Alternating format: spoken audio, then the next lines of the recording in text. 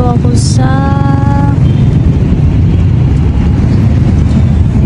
Balanga Plaza. So update ko kayo guys, next week na talaga darating yung asawa ko. So pupunta ako ng Manila. Surprise na lang kung anong date, kasi magpo-post naman ako, mag-upload ako ng video. So ayan guys, ano muna, nagkaaliw-aliw muna ako dito. Then ayan, para maaliw naman yung sarili ko, kasi naboboard ako doon. And then after, kasi hindi ako nakapaglakad, hindi ako napag-exercise today, yung lunch ko konti lang, so kailangan pupunta ako ng SM, maglalakad ako doon para okay naman yung tulog ko. Parang disturb yung tulog ko pag kulang yung paglalakad ko. Kailan maglalakad tayo ng 3,000 steps. So ayan guys, maghanap ako ng malit na restaurant, kakain lang ako ng gulay. So ayan, nagda-diet guys kasi wala akong pera. Guys, tulungan nyo naman ako, yung yung WH ko, Charis. So ayan guys, ang weather dito sa Bataan, maganda yung simay ng hangin. Hindi mainit, cool, ganon. So ayan. So plan ko talaga bibili ng medicine. Dala yung pera ko. So ayan guys, samahan nyo ako, pupunta ako ng SM. Kakanta pala ako mamaya doon.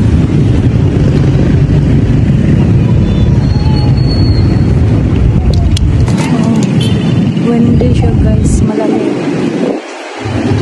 So ayan, keep on watching guys.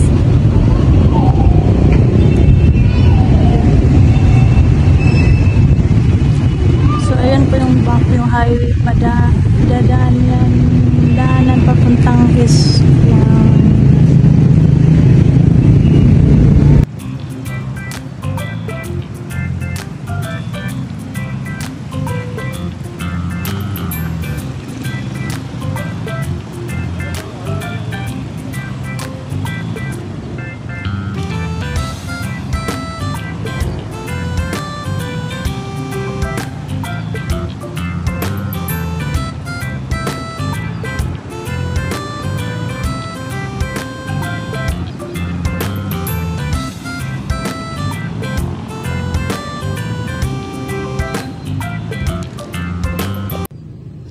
Ayan mga kadigma, on the way na ako papuntang SM. So naglalakad-lakad.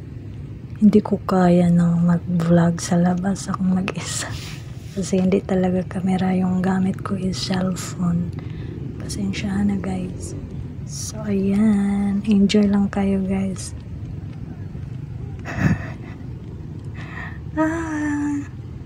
Ayan guys, kasi hindi ako naglalakad-lakad eh.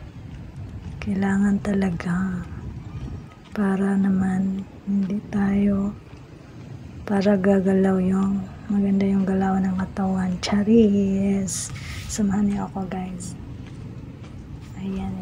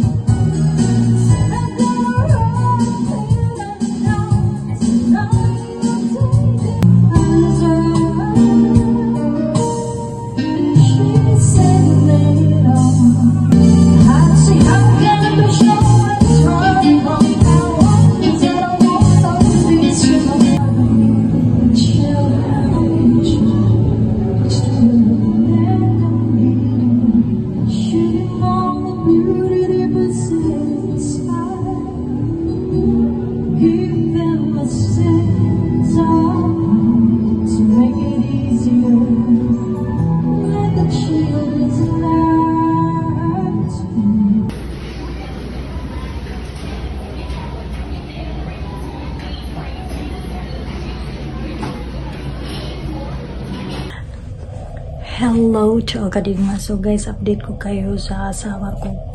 Malapit na siya talagang darating. Thank God. So guys, ano na lang, countdown na lang. Ilang days na lang guys. So magpo-post naman ako dito sa YT. So guys, i-close na namin pretty soon yung LDR.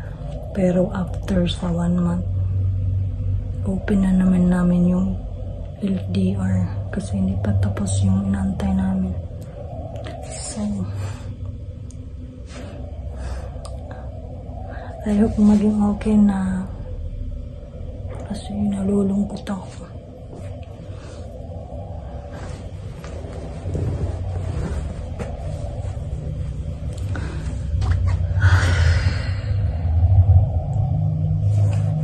Hindi ko alam guys kung anong i-share ko sa inyo kasi parang nabother yung mind ko na may isang taong gumagamit sa number ko na umuutang siya sa online. Ngayon, nangyari sa number ko, daming mga messages, so na-disturb yung number ko. Then hindi ko siya nakita guys. Hindi ko alam bakit ginagamit niya yung number ko.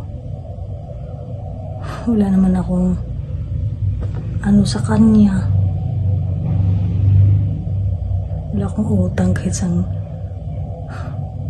So guys, yun lang ang may mga tao talagang gano'n, no? Bait ka sa kanila, parang anuhin ka. So guys, yan lang guys. Thank you so much for watching. Yan lang po yung mga ganap ko for today. So see you in my next video guys. Bye. Thank you so much for watching. I hope you enjoy my vlogs, my videos. Bye.